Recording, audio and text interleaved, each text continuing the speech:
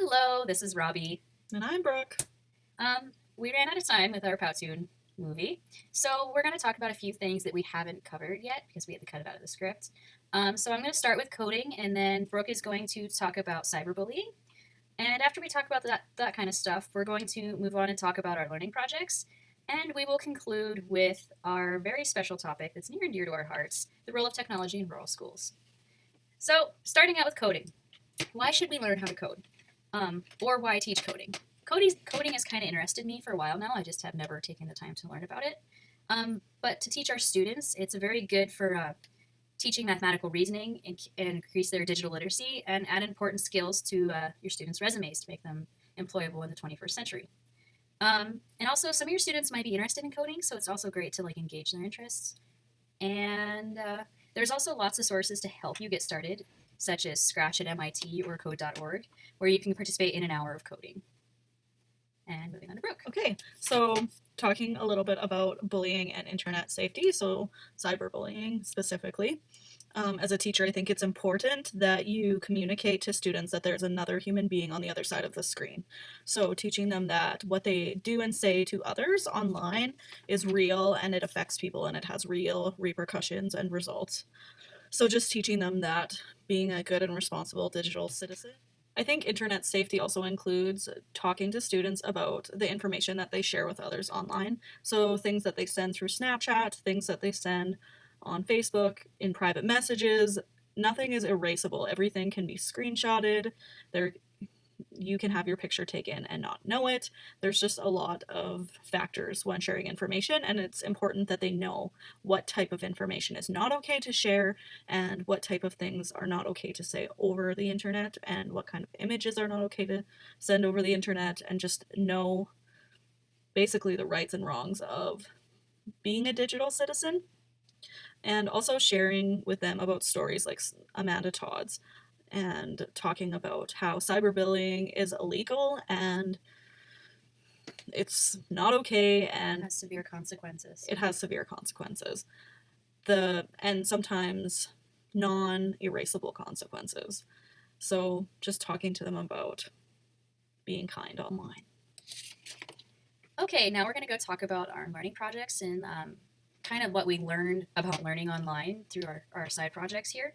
I chose to learn about engraving, which was way harder than I thought it would be and more expensive. I don't have a lot of the tools that I should to make engraving easier, but yeah, it's on my wish list. So there's a few things that I learned mainly through my struggles. I struggled to keep my research information organized because I had so many different sources scattered across the internet. So I might come up with an idea and I'm like, oh, I read about that, but I couldn't quite remember where I read that at. So it's important to keep a series of folders maybe on your browser or write notes on your Evernote or something like that to stay organized. Another thing I struggled with is access to information. There's a lot of information on engraving out there. A lot of it is you have to pay for it. You have to pay for the download or you have to pay for a class or something. So I really struggled with that being a broke college kid. Um, there's a few major concepts that I really learned about, and one of them is the importance of networking. I really didn't have an engraving network. I think I had a few people on Twitter, and I did read some forums, but I really couldn't get anybody to engage with me on those forums. So that really was the detriment of my project. Another thing is don't be afraid to ask for help. I reached out on Twitter to the Hobo Nickel Society, and they pointed me in the direction of a few really good sources. So that was kind of exciting. And another thing I learned is to accept failure and learn from it. Don't necessarily let your failure get you down. Learn from it, accept it, and move on. And now we'll go to Brooke. Okay, so I did hand lettering and brush lettering. So what I use the internet for is gathering sources. I had a bookmark folder on my browser where I would store all my resources, kind of what Robbie was talking about. I found a really great abundance of resources, so I didn't really have the same struggles as Robbie did.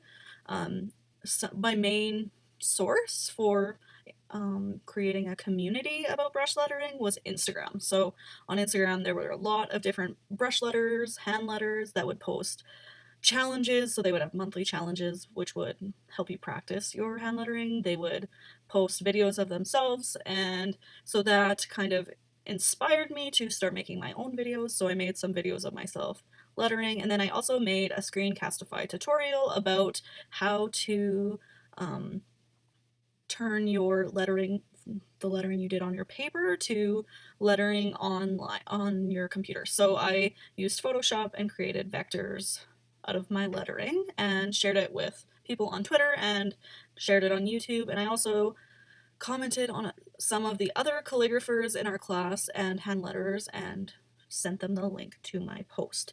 So I kind of collaborated my previous knowledge and collaborated it with my new knowledge and made a resource for others. So that was what I used technology for in my learning project. So now we're going to talk about a topic that's really close to our hearts and our lives, because Brooke and I both live near Wood Mountain, Saskatchewan, and we live in an area that is like the very definition of rural. My nearest neighbor is over a mile and a half away from me. Like, that's the definition of middle of nowhere. Cell phone coverage, and high-speed internet, reliable high-speed internet, are a greatly sought-after commodity. My in-laws, who live right down the road from me, have no access to reliable cell service, even with a booster. So very high commodity there.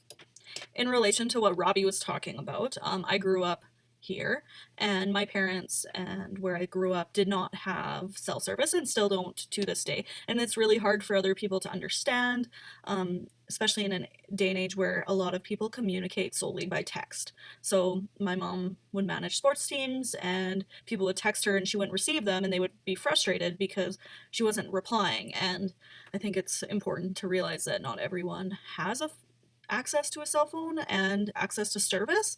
So I think that can relate to our classroom. Also, growing up where I did, we did not have reliable high speed. We got high speed internet when I was in grade 7, I think.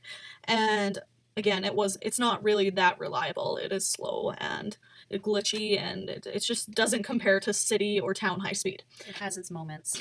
So I guess how that affected me as a student is if I had a project where I had to do some research and investigate things, there wasn't really an encyclopedia I could go to at home, and if there was, they were not up to date.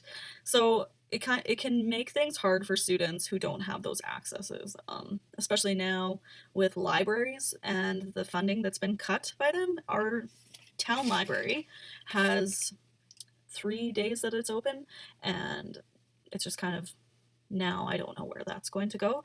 In Wood Mountain, we had a library and they were open 1 day a week, and I don't think they will be able to stay open. By the sounds of it, they're going to have to close. So there seems to be less access to high-speed internet and reliable high-speed internet in rural communities, and specifically in non-town situations. So it's just something to think about when you're embarking on your teaching career. If you ever encounter yourself in a rural school, it's important to remember that not everyone has access, and you will have to share those skills and knowledge with students. Yeah.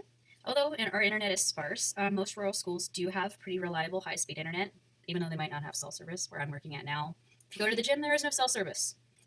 So, but which is nice that we have the internet. But technology holds a lot of benefits for our students, such as it opens doors to opportunities. I know some of my students are taking online classes through virtual school, classes that wouldn't otherwise be offered to them because of the lack of staffing, or lack of resources too. So they're able to do that. And it also allows students to experience new things, such as virtual reality tours of like museums, or talking with students or classes from other schools.